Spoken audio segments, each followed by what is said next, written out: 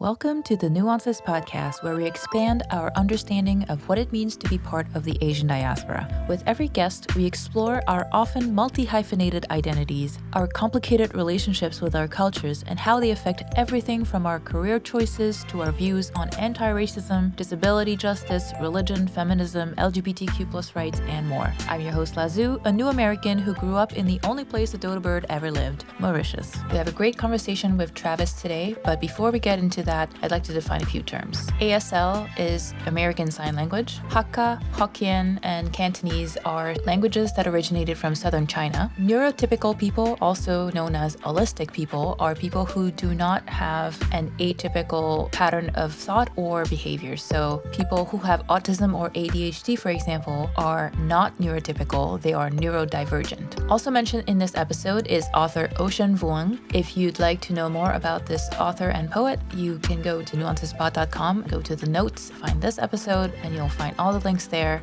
Now on to our conversation with Travis. Our guest today is Travis Giuse Nguyen. He's an interpreter and translator born and raised in Southeast Texas, the son of a Vietnamese fisherman in the U.S. and the longtime resident of two minority-majority cities, Port Arthur and Houston. Syncretism is the defining attribute of Travis's lived experience. In his free time, Travis practices self-care by playing boleros on his trusty ukulele, singing, sewing, and caring for his plants. Travis, welcome to the show, and thank you so much for being here. Hi, Lazu. It's very good to be here.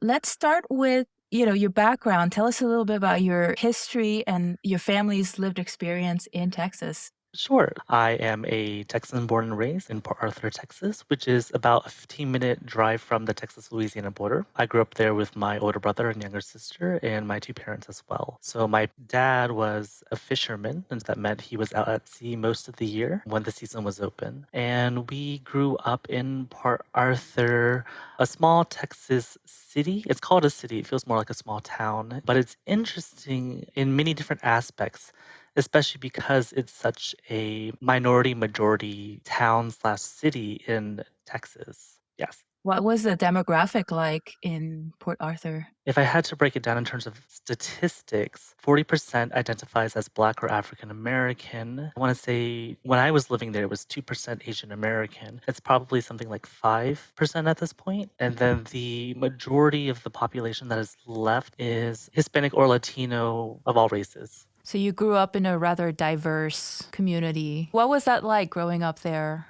One thing that really resonates with me is that I never felt like I had to speak for my community. As a person who's lived all over the US and who travels around the world, I run into people, friends and colleagues of mine included, who tell me their stories about growing up in small towns in which maybe they were the only person of color or Asian American. And I've never quite had that experience until I left for college. I never felt like what I did reflected of the other Asian American, I guess, boy down the street, right? Sure, there were some folks that confused Asian folks in general, but I just never felt like I had to represent my entire race or my entire ethnicity. That was one thing that really struck me. Right. Another thing is the majority of my teachers were African American or Black.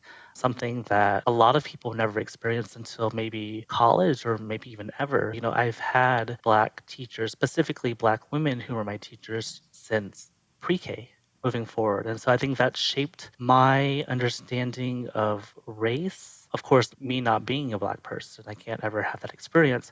But I think being in proximity to that all the time while growing up has really shaped my perspective of being a person of color in America. Yeah, for sure. We talked briefly about your dad being a fisherman, and you said he would be out months at a time. So he must have been on one of those bigger boats that would go quite a ways out. Into the Gulf of Mexico. So basically, there's an open season. The season usually starts in March and ends, I believe, in November. So 8 or 9 months of the year it's open. So what he would do is he would come back to port. He would buy diesel to run the boat, oil, gas, salt was used in order to preserve the fish because, you're out for a month. And also to get groceries as well and deckhands. people who work under a ship. They're usually like contractors, right?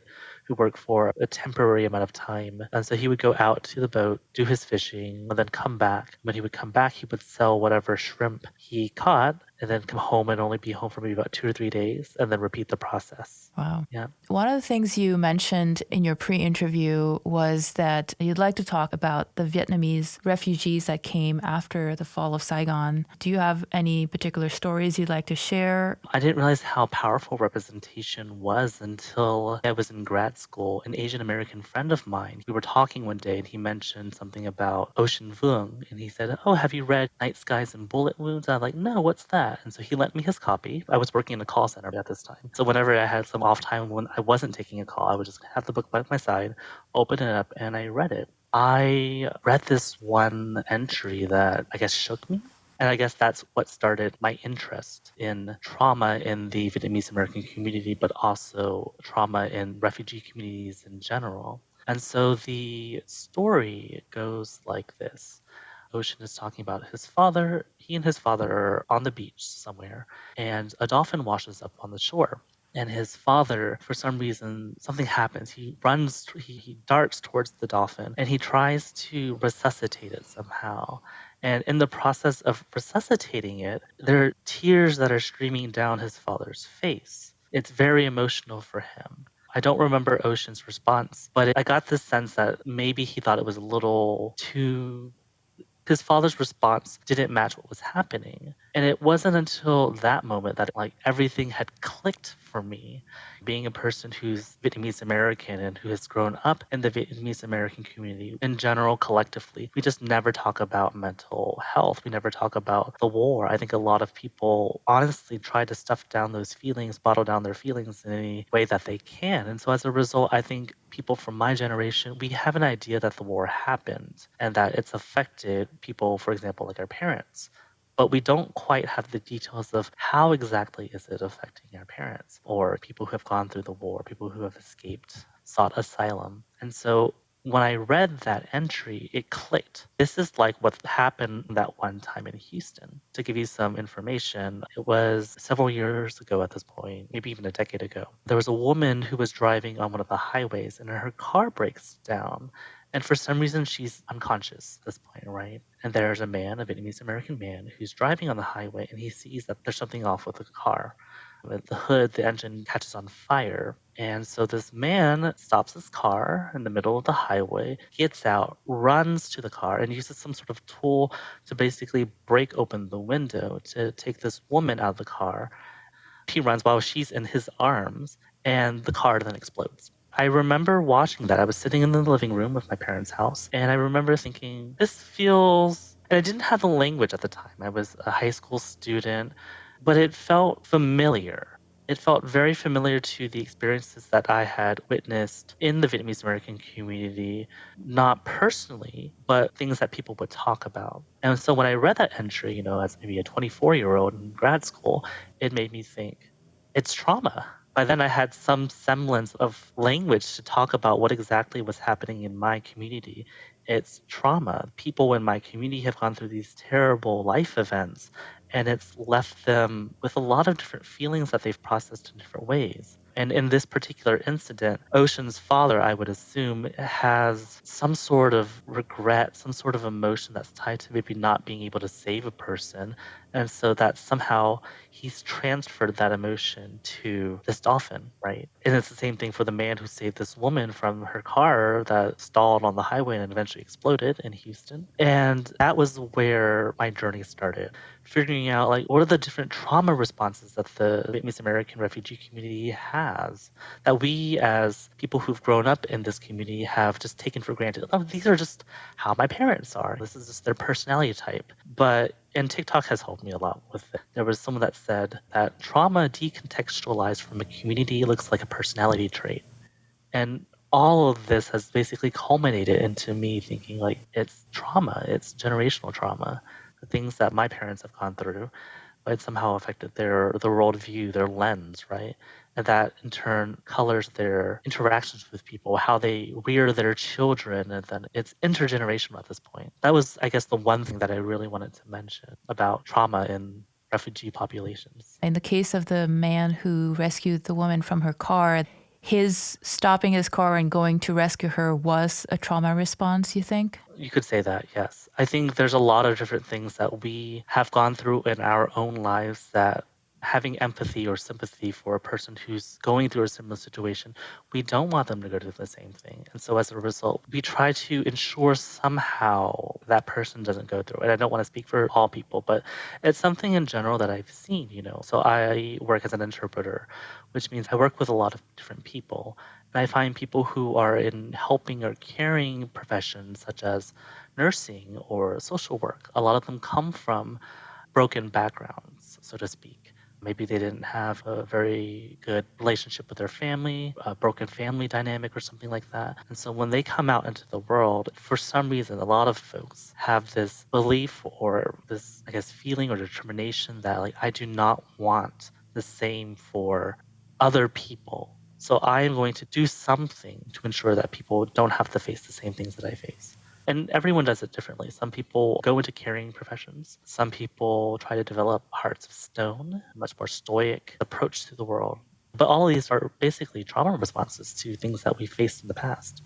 And so, in regards to the man who ran to the woman to save her from the burning car, yes, it pretty much is the trauma response to something that's happened to him in the past. Oftentimes in the Vietnamese American community, there are certain maybe behaviors that kind of seem out of place, but the Vietnamese American community in general understands that it's a trauma response, even if they don't really have the language to call it trauma. For example, I remember one time my family and I, we had just gotten out of church. My family is Roman Catholic, by the way. We just got out of church, and usually one of our traditions is we go to a Vietnamese restaurant to eat. And so we go to our usual spot, but for some reason, this particular Sunday, there was a line that went out of the door. And my dad became visibly distraught. He was panicking. He was walking back and forth. He was shouting at people, and he was cursing and speaking Vietnamese, saying, "This effing restaurant, why can't they be faster? Why do we all have to wait in line?" And I didn't understand it at that specific moment, but I realized that it was a trauma response from my dad, who was in the Philippines for a short time, for a few months, in one of the refugee camps. And so in the refugee camps, we basically form a line to get food, whatever they would give you. And so him waiting in line for food with a bunch of other Vietnamese people reminded him of that particular time. And for him, rage, I think that's his response, his trauma response. It's just unfettered rage, screaming at people, picking fights, fist fights. And so growing up with that as a kid who has no context, you know that the war happened, that bad things happened to Vietnamese people, but you don't understand how that trauma sits with people and how it manifests when they're reminded of things in relation to the war or being a refugee. I don't know if that made sense. Yeah, that makes sense. Now, you're a translator. You're fluent in 4 languages, right? At least. When did your interest in languages develop? What made you decide to become an interpreter? To start that answer, I should say, a translator is a person that works between written texts. So, for example, if a book is in language A and you translate it to language B, that's translation. Interpretation is usually between language A and language B, but those languages are either spoken or signed. I grew up speaking a lot of different languages. And I think a strong reason for that is because I was exposed to a lot of languages growing up. My mother speaks 5 languages. Her father, my akung, and her mother, my apa, they spoke 6 or so languages. And the reason for that being as our people have been consistently displaced from time and time again. So a short history recap. My mother's grandparents were from southern China, and around that time, a lot was happening. There was famine. So as a result, the family moved from southern China to Vietnam in maybe, I want to say 1920s. I don't have an exact date. And they basically migrated with a bunch of other people as well. People who were Cantonese, people who were Theo Châu, Hakka, Hokkien. They all relocated to many different places, including Vietnam. So that's where my mom's side of the family ended up. So she, growing up, spoke Cantonese because that was the family language. But the Chinese school that she attended, Mandarin was the language of instruction. She spoke Vietnamese because she lived in Vietnam, right? That was her story. With my grandfather, he also spoke French because Vietnam was a French colony up until 1954. He also spoke Hakka and a lot of different other Chinese dialects because he was in the Chinese community. So as a result, I always had language around me. And not to mention that I was in Southeast Texas. So there's a huge Hispanic and Latino population. So I was surrounded by Spanish. And so I just always had language around me. And growing up, I wouldn't say that I spoke all those languages from a young age. I only spoke English for a long time. And then eventually I started speaking them, but I could understand the languages that were being spoken around me. And by the time I was 17 or 18, towards the end of high school, it was around that time when there was a lot of pressure for me to think about, what do I want to do with my life? What career do I want to pursue? And I knew that I loved languages. I just didn't think that it was something that you could live off of. So I eventually pursued a degree in engineering and completed that. But that didn't really feed my soul, so to speak. Luckily, at the same time, I was doing a dual degree in linguistics. And I would say that degree has carried on. Language or linguistics has been an integral part of my life, even today. Yeah. My family was also part of southern China. They were Hakka. So they moved to Mauritius, I think in the 30s. I'm also not sure about the exact date. It's fascinating. I can relate to understanding but not being able to speak. So how did that happen for you? When did you start actively trying to speak in those languages and really learn them? My mom didn't want any of us kids to speak any other language except English. In the US, there was this huge push in the 90s not to teach your kids anything other than English. And even medical professionals were saying this, that if you spoke to your kids in multiple languages, let's say that you are from a Spanish speaking household, by you speaking English and Spanish to your children are going to get confused, and as a result, they're never going to acquire English or Spanish fully. They're not going to sound like fluent English speakers. And of course, this scared a lot of people who spoke a non-English language in the home, and a lot of people who faced discrimination, linguistic discrimination, because they didn't speak English fluently, did all they could in order to provide their kids with the best chance for success in the United States. A lot of people gave their kids only English names, only spoke to them in English. And of course, now we know that's absolutely not true. You can speak to your kids in 3, 4 different languages, and if they have the resources and the appropriate environment, they can pick all of those up. Kids are like sponges. Unfortunately, that train of thought has really left its mark on, for example, my generation, the generations before and after. And it, just to get on my soapbox, it goes to show you how something innocuous can cause such systemic effects. Yeah. When did you start learning those languages and speaking them? The kids in the neighborhood spoke Spanish, but I didn't start learning how to write it, for example, until I was 7, because my elementary school, one of the requirements was that you had to take Spanish classes. Vietnamese, I could always understand passively. I could hear it, I could understand it. The lower registers, I should say, about washing the dishes or keeping the house clean or stuff like that. But I didn't start speaking it until maybe about 13. And the reason for that was that my mom realized that at some point, us kids are not going to be able to communicate with one another. The one huge concern that she had was that she saw people who eventually had dementia or Alzheimer's. You know, you can find this in the literature. What happens is if you grow up with a language, and then let's say later in life in your 20s, you learn English. You move to the US, you learn English.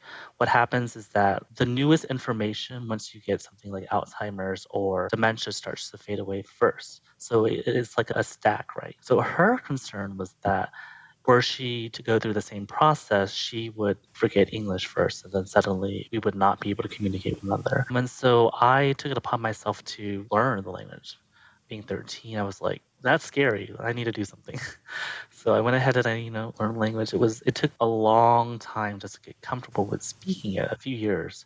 And even to this day, I wouldn't say my Vietnamese is fluent. There are still grammar mistakes that I make, but 13 was when I started speaking that language. That's a very interesting point. We actually had an episode last season about dementia, but we didn't really talk about the language aspect of it. That's a very good point, that would be the first thing that you would lose. Yeah. Give us an idea of what it's like to be an interpreter. Like, what's your average day like? I'm sure it varies a lot. What's that like? I can only say one thing with certainty. No one day is the same. I feel like I'm in every space. Most of my work is in medical interpretation, which means I go to the hospitals and I interpret everything. So any medical procedure, any medical condition, I've probably interpreted for that situation. I also do a lot of work with people who are getting social services. I do a lot of mental health. So I am sometimes in psychiatric wards. I'm interpreting between patients and, for example, the psychiatrists and the nurses. And I'm starting to pick up a lot more legal work, which means I am interpreting between people who are getting counsel. Sometimes it's pro bono lawyers who are working with a client who is seeking asylum in the United States. And so I have to interpret between the different parties. So it's never the same. And that's something that I really enjoy. I love learning and I love helping people. And I think that's just a great meshing of the two, being in a different space almost every day and the skills that I have to be able to make the world a better place. How many languages are you interpreting in? Let me think. So, English, of course, Spanish, American Sign Language. There's a form of American Sign Language, it's its own language, but it's called Protactile. It's a language that's used with deaf-blind people, so people who are deaf and blind, where it's like signing, but it's in the hands. Even then, it's still a lot different than visual ASL. I do some Portuguese, but it's not a language that I do much of. So English, Vietnamese, Spanish, American Sign Language. Those are my top four. That's awesome. So, speaking of ASL, what are some additional hurdles that you feel your clients in the deaf and deafblind communities face? It's already hard for somebody who needs interpretation to navigate the world, but I'm sure that's even harder for people who are deaf or deaf and blind. One thing that really sticks out for me is that for deaf people who live in a majority hearing society, incidental learning is not something that comes very easily to them. And it's not because of them themselves, it's because of the language that they're able to access. For example, I think a lot of us who are hearing can remember a time when we were little where we were basically around a bunch of different adults speaking a language that we understood and talking about maybe different things that we didn't understand, but that we were able to garner, like, oh, okay, I know this, but not that. And eventually being able to put the pieces together. And it's through that socialization with that incidental learning, because it's not like we're being sat down and being taught this is what X, Y, and Z is. We just pick it up from being in a space where we can access language. It's like by osmosis. Right, passively. Whereas with a lot of deaf people, that incidental learning doesn't happen because the statistic is that 90% of deaf people are born to hearing parents, parents who hear. And the majority of hearing parents do not learn American Sign Language. Not only that, but the environment in which they're in, most people do not sign. And so people may be speaking, but they're not able to get that incidental learning about anything. Think about when you overhear someone like, oh, wow, I went to this new restaurant recently. Yeah, it's on X Street and Y Avenue, and they have really good tacos. They weren't directly talking to us, but we were able to glean that information just by overhearing it. That doesn't really happen for the deaf kids or deaf people that I mentioned in that specific context. And so as a result, there's a lot of things that we take for granted that we know that may not be evident for a person who's never had a chance to learn that incidentally or not. Yeah. So, are there systemic changes that you feel could be low hanging fruit that could make life easier for those communities that we could implement? For sure. Some things that folks can do always include captions. I think that's a very low hanging fruit. Have captions. If you have images online, just have an image description. I think interacting with people of different abilities doesn't have to be scary, right? Looking back, I always encounter hearing people who are afraid of interacting with people who are blind or people who are deaf, or both deaf and blind, because they maybe don't know sign language. But deaf people have become accustomed to interacting with hearing people because the majority of people in the world are hearing. So they're comfortable with texting or taking out a piece of paper and writing back and forth. Whereas I see oftentimes, not all, but many hearing people just don't even want to try. The moment they find out a person is deaf, they're like, I don't even want to bother. Imagine how that must feel for the deaf person. Yeah. And I think that applies to people regardless of their intersectional identity, that regardless if a person is of a different ability, a different sort of identity, that doesn't mean like I give up, I'm not going to try. Because the world is so diverse. People are of all different axes of identity. And I think the world is a lot richer for that. For sure. So, having worked with a lot of people from all types of backgrounds, you have experienced a lot more diversity than I would say the average American. What are some things that you would not have learned otherwise and that maybe you'd want to share with people? There's one story that sticks out, but it's not necessarily in terms of ethnicity or race. It actually has to do with gender. Go Sorry, for or it. go ahead. Okay. So when I was in grad school, I remember this one time I was talking to a friend, and this friend happens to be a white woman from the Pacific Northwest. And we were just talking about getting lunch. We all get together in the grad student lounge, and I'm the only male there, right? And so it's mostly white women, a couple of women of color, and we're all just talking. And it's towards the end of the semester, and a lot of folks are about to graduate. One huge concern after graduating is, where are we going to work? Who's going to take us? Where do we apply? I stayed quiet because I've learned over time to not take up too much space. I realize as a male, maybe it's my voice, but folks will listen when I speak, whereas they may not do the same for a woman. But they were talking about the interview process and how they were concerned with how they dressed for an interview. One person was saying, like, yeah, there's this one skirt that I like.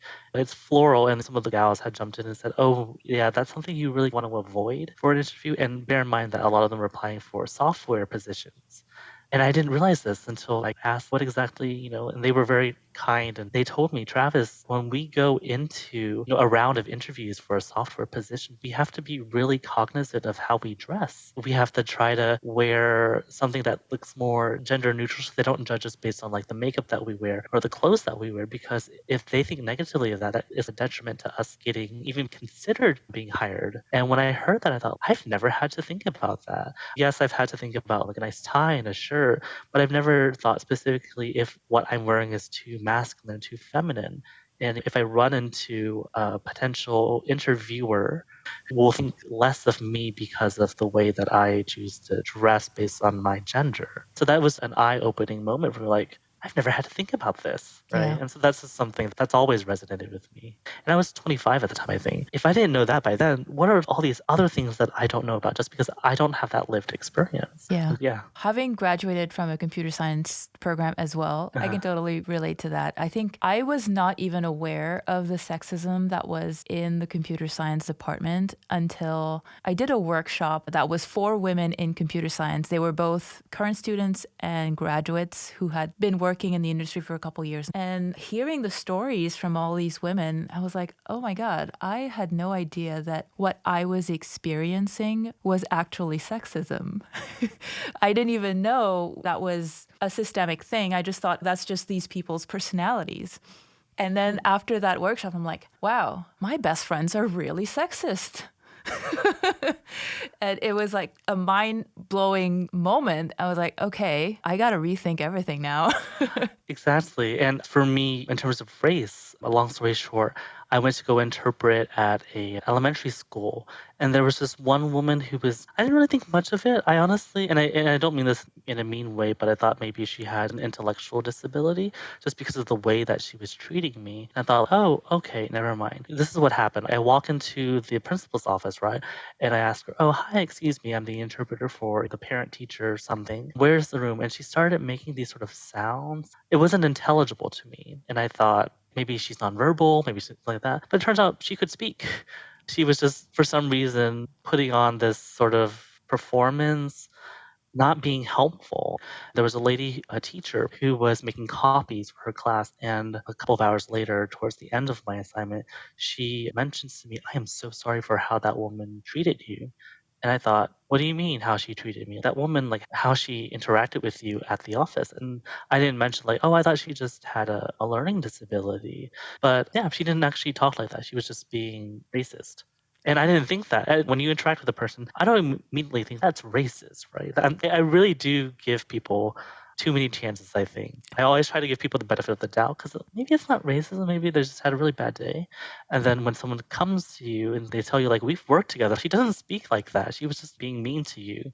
And I realized, oh, okay. So it's interesting to see that it's not until an outsider, an observer tells you or tells you their experience that you connect the dots and realize, oh, it was this or that. Yeah, a lot of times we don't even realize it. And probably a lot of times they don't even realize what they're doing. I think a lot of my friends who, looking back, I think, wow, they were really sexist. I don't think they intentionally wanted to be sexist. I think that's just how they were brought up. And I would hope that they have changed now. I don't know. I've moved since then. I don't know. Fingers crossed. Yeah. So right now, things are a little weird in America, I think everywhere.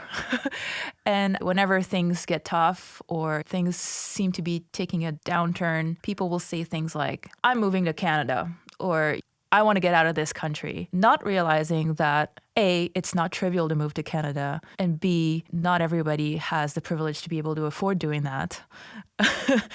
But also, it's just a very reductive way of thinking in terms of the immigrant experience. Like, obviously, these people have not gone through immigration. So, having worked with people who have risked everything to come to this country, how do you respond to this? That's a really good question. I don't think I've ever responded to someone who said that. I've always taken it to be a sort of joke. Like, oh, I'm running away from home because I have to eat green beans or something. But I think it mirrors a lot of the different phenomena that we've seen in the world, right? For example, a lot of people who live in Katy, which is a city that's west of Houston, but still in the Houston metropolis, a lot of the people there are from Colombia and Venezuela, and all the things that are happening over there. People are fleeing because they cannot make a living. There's no way to support their families. So they come to places like Houston to make their homes. I think when things happen, people want to flee. I think that's a very natural response. When the Haitian president was assassinated, that led to a lot of Haitians fleeing towards other countries, Mexico, to go into the US, for example. People were afraid. I think it's a very, not even human, but like a very animalistic response to want to run away from danger. I sympathize, I guess, is what I'm trying to say. Yeah. It is reductive. Reductive. I understand what you mean by reductive. I think the conditions that have led to whatever we are in right now, it was a culmination of a lot of different things. I don't know if I can speak to them, but Yeah, I think the way to me that it feels reductive is having gone through the immigration process, and I technically immigrated from Canada, so it's not even the hardest country to immigrate from. But it was a very lengthy process. It took almost 10 years for me to finally become a citizen, and that's considered short in terms of the amount of time that it takes. And I've looked at what it would take for a US citizen to move to Canada, and it's not trivial either. So I think when I hear that, to me, it sounds like I liked my quiet life in the US and I don't have that anymore. So I'm going to go take it somewhere else. I'm entitled to go wherever I want, to have the life that I want. It comes off as really entitled to me, not really understanding that. First of all, immigration is not trivial. And also, yes, this country is not perfect, but there are so many people who have risked so much and given up so much to be here. And you're just slapping them in the face, I feel like. I don't know. Do you feel like that's reasonable? that's a very reasonable, yes, that's very reasonable. Doom scrolling is one thing that a lot of people like myself partake in. You know, you hear the bad news that's happening all over the country, all over the world. And so it's like climate change, all these different things. And so when you're always getting this information, it can feel hopeless very easily, right? Yeah. And so for some people, it's that fight, flight, or freeze response, right? I think a lot of the people who are saying that are maybe joking, but they are saying it because it is for them their flight response to leave danger. There are folks who are willing to be part of the change, who are speaking out, trying to be part of legislation, changing things for the better because we have the skills, right? In the sense that we work in a particular sector of society where we've culminated the skills over time to be able to advocate, to be able to legislate, to be able to speak out about these different things. And I think that's not something that everyone knows how to do, right? in American society in general, we're taught don't talk about politics, don't talk about religion, don't talk about these certain different things because it only leads to arguments. And I honestly believe that the only reason that it leads to arguments is because we don't know how to talk about them. And we don't know how to talk about them because they're considered taboo in our society. But it's sort of like school. You don't start off as a first grader thinking, I'm going to take differential equations, right? Everything is culminative. You learn, and then the knowledge that you gain later on builds upon one another. And then eventually you can take things like calculus or whatnot. But to use that analogy, folks are thinking like, oh, I have to be able to do things as if I am taking calculus for the first time without having any knowledge of math. And I think, no, that's not how you should be looking at it. And all the people who are skilled in calculus in this example are so because they've built up to it, right? So I think a lot of Americans need to learn that. And I don't quite blame them that they don't have the skills. It's because I don't know whether it's been intentional or not, but like pulling out civics in American society. A lot of people I meet here in Texas talk about, I've done everything. I pulled myself up by the bootstraps, which is not even possible, by the way, and made my way in society or life without the help of anyone else. That's absolutely not true. How do you think the streets are funded? It was from collective knowledge of people who worked in science and technology and all this, the culmination of years, millennia of knowledge to be able to create this thing that you used to drive. And the money that is used to make sure that you have clean drinking water, firefighters will come to your home to put out a fire. That didn't happen overnight. These were not things that were granted to us just because. People had to fight for that. I don't know if you know this, but firefighters used to be private. They were not a public service.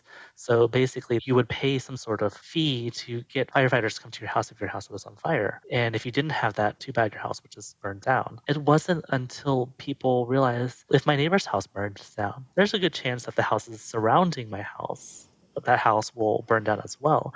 And then it wasn't until that people were like, let's make it a collective thing. I'm slowly getting off topic, but the point is that a lot of Americans see themselves in silos or oftentimes work in what they perceive to be their best interest without fully understanding that oftentimes collectively, if we all work together towards that common goal, we are a lot more effective than if we try to be so individualistic. Yeah. And that'll lead us to solutions. Yeah, it's definitely a topic that has come up a lot. This very individualistic worldview for a lot of Americans where people think that they did everything themselves and that everything should be privatized. And yeah, it doesn't quite help society at large. Some people get really rich.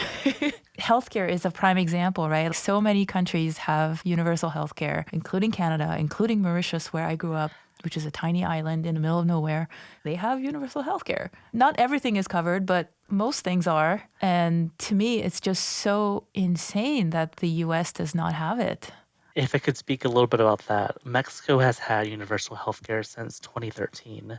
And living in Texas, a lot of people will go across the border to get things like dental or medication for their diabetes, insulin, stuff like that.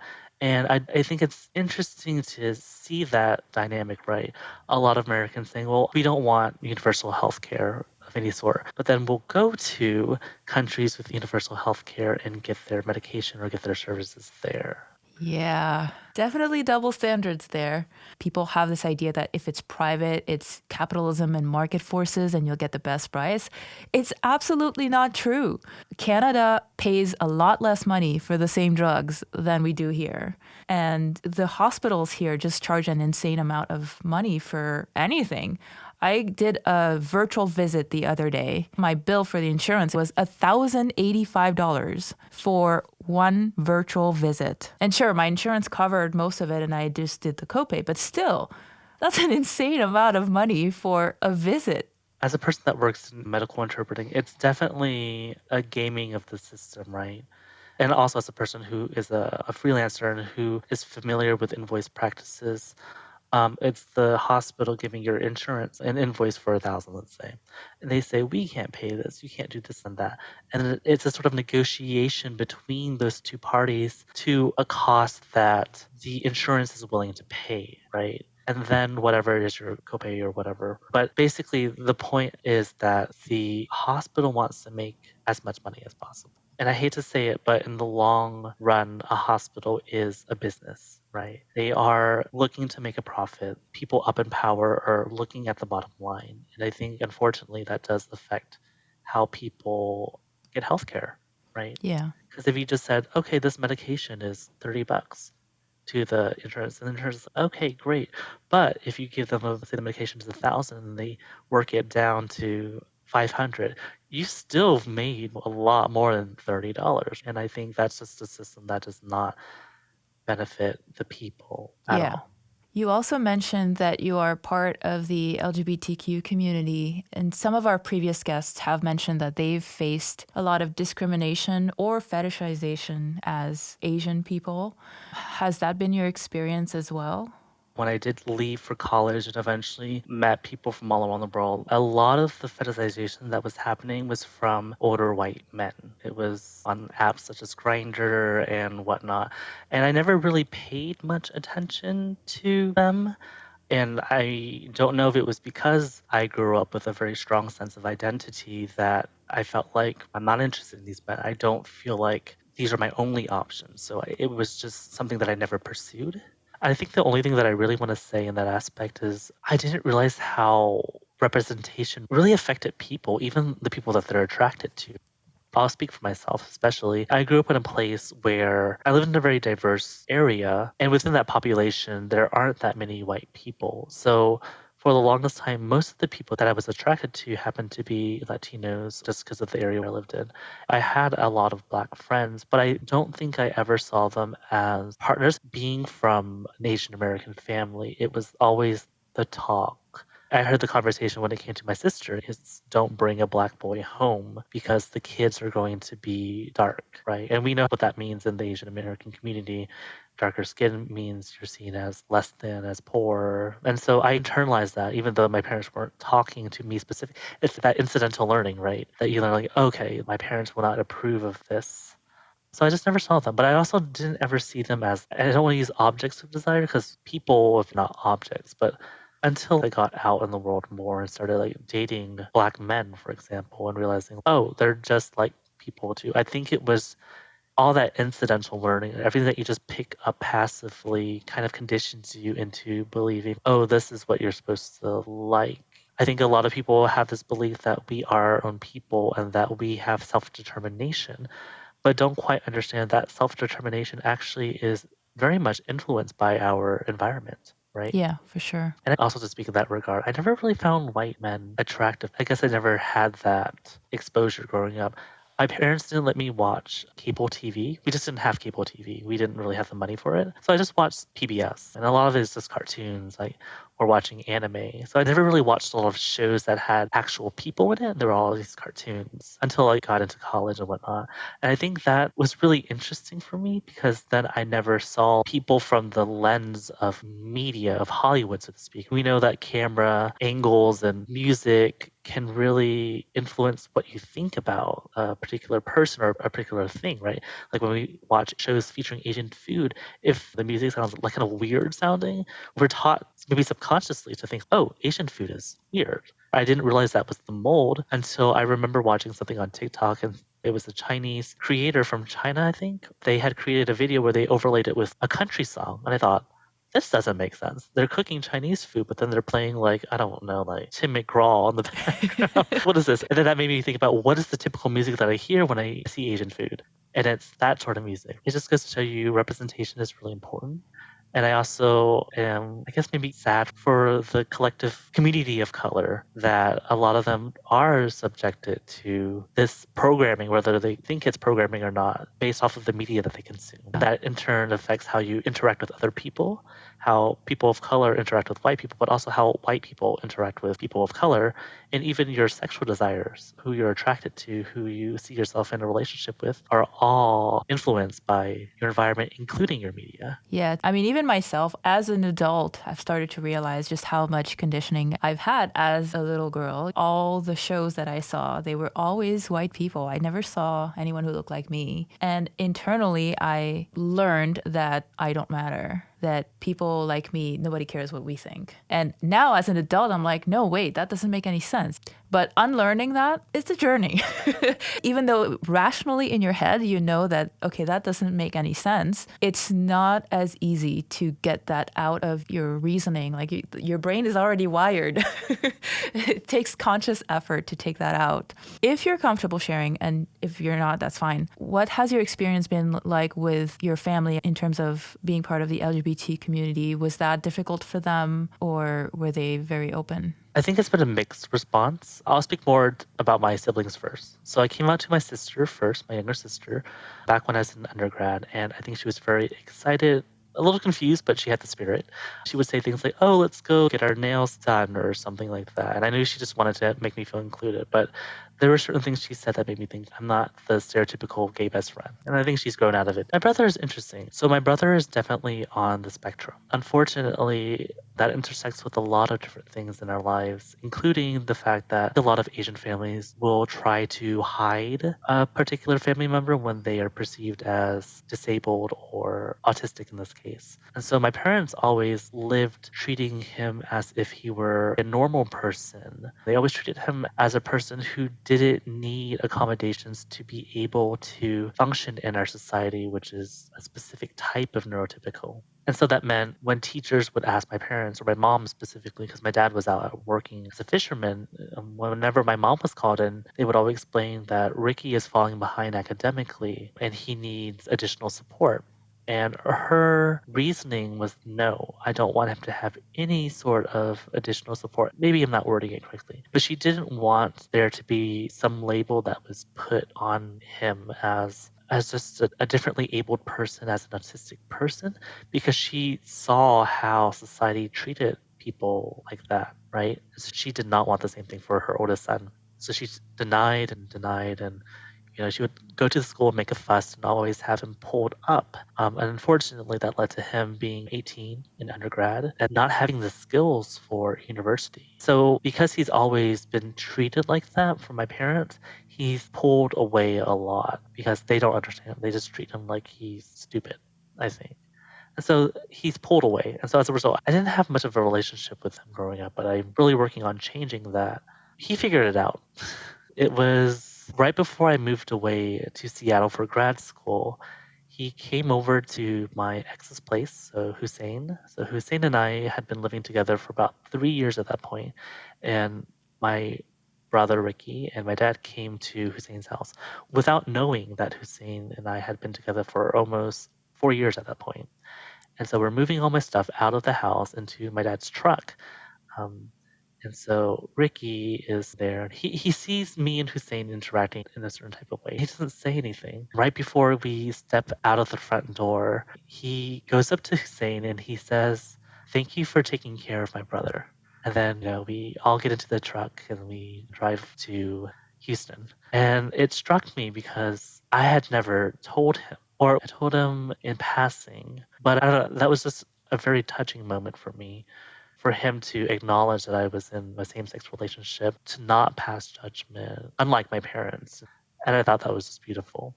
So my brother knows and he accepts it. He doesn't ever talk about it. He doesn't really talk a lot, but I think he definitely accepts, which is great. I love it. That's sweet. My parents are a little different. My mom does not like the idea of me being gay. I came out to her when I came home for the summer during grad school. I was in the car, we were driving somewhere, and I remember being in tears as I told her I'm gay. And she had a quiet pause, and she then said to me, "You telling me that you're gay?" I don't remember how exactly she put it, but the analogy she used was, it was as if I took a piece of fabric, painstakingly cut it, sewed it together, and then you took a pair of scissors and cut through the shirt, is what she said. And so she was saying that I was basically the shirt that she had spent all this time making. And by me coming out as gay, I effectively ruined the shirt. And that Ouch. kind of, yeah, that stuck with me. That stuck with me for years. And it was very hard. I think when I left for undergrad at 18, there was a lot that I hid from my mom because I knew that my parents were just, they would not accept me being gay. And that meant anyone who I was dating, like the places I would go to, I could not tell them about any of this. And I think, I mean, it drove a chasm, but it drove something between our relationship for many years. And at that point, it was 7, 8 years after I left for college that I came out to my mom and she told me that. So she's gotten better, I think. I think she still thinks that homosexuality is something of the heart, right?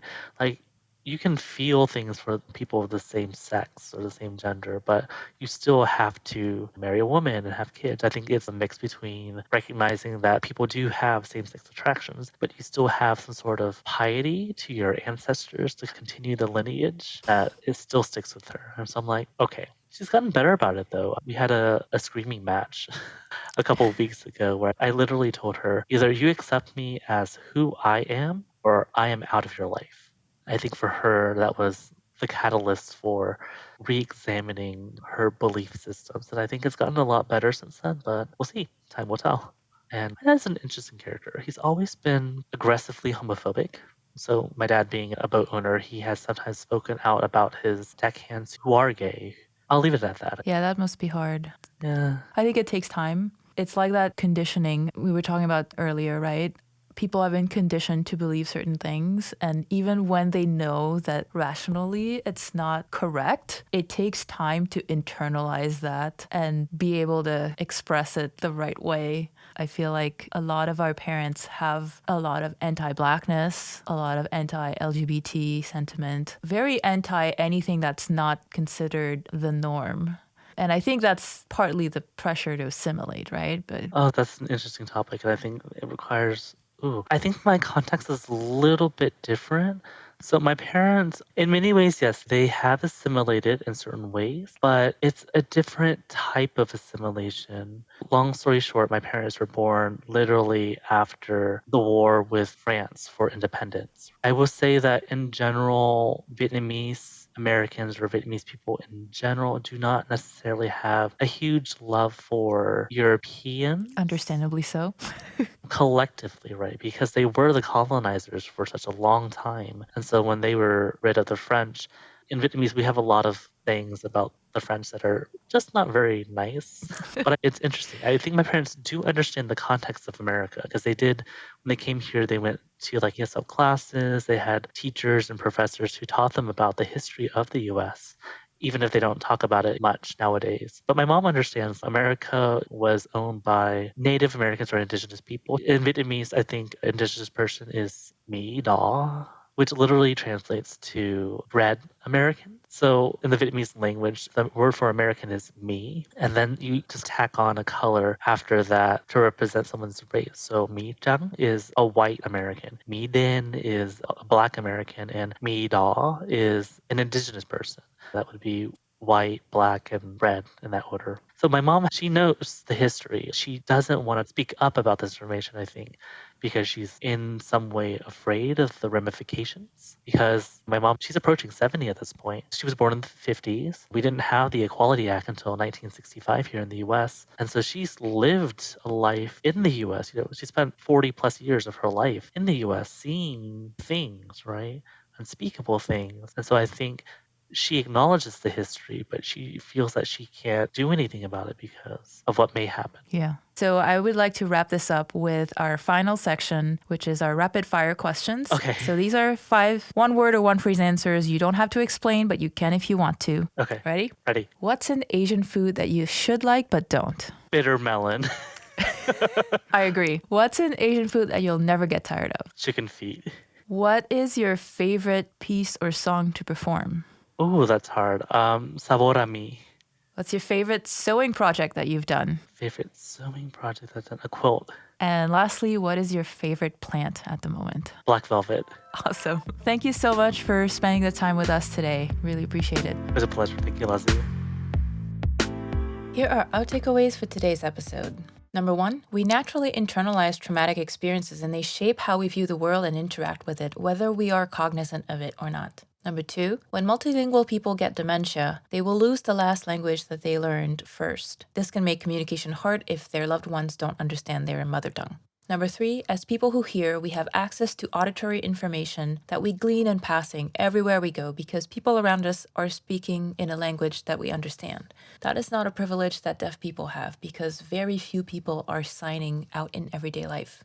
Number 4, deaf people want to engage and are used to texting or writing on a piece of paper to interact with hearing people. So even if you don't know sign language, don't be intimidated to interact with deaf people. Number 5, many of us do not speak our cultural language because our parents were told that teaching us anything other than English would hurt our chances of becoming fully fluent in English. It's completely false, but it has resulted in many of us being unable to speak our parents' or grandparents' language. Number 6, the more you get to know people who have a different life experience, the more you realize how much you can still learn. It never occurred to Travis that women have to worry about their interview outfits until his female colleagues explained it. Number 7, instead of avoiding difficult subjects like religion or politics, it would be more helpful to learn how to talk about them in productive ways, because it's a skill that can be learned. If you're interested in learning how to talk about those things, join our Discord, send me a message at nuancespot.com, and I'll be happy to invite you. Number 8, self-determination is a myth. While we do have choices, our views, our tastes, our personality is inevitably shaped by the people and media we interact with around us. And finally, pulling yourself by your bootstrap is also a myth. No one can claim to be entirely self-made because no one can be part of a society without using resources that they did not create themselves. I hope you enjoyed this episode of the Nuances podcast. If you enjoyed it, you know what to do. Share it with people who would enjoy it as well. If you'd like to support the podcast, there are many ways to do so at nuancespod.com/support. Next week, Scott Okamoto joins us for a conversation. He is a Japanese-American ex-evangelical author and former English professor. I found Scott on Instagram when he was promoting his book. In our conversation, it was fascinating to hear how his dad, who was born right as his family was being moved to the Japanese incarceration camp, is a super patriotic, proud American veteran. But we mostly focus on Scott's book about working at that evangelical university as an atheist. There are horror stories, but also some very hopeful anecdotes of how he was able to connect to students by creating a non-judgmental, safe space where they could explore their beliefs and their thought processes, and even sometimes change them for the better. As some of you may already know, when I'm not making a podcast, I'm making music. I write, perform, produce, mix songs. And before we go today, I wanted to share one of those songs with you. Since we're in the summer, everybody's feeling hot, I thought this song would be a great one to share right now. The song is called Au Soleil by my duo 23rd Hour with my husband, and it was featured on CBS's show True Lies, which debuted in March this year. You can find the song on all streaming platforms. I have the links in the show notes. I hope you're staying cool and hydrated. I'm your host Lazu, and I hope you'll join me next week for another nuanced conversation.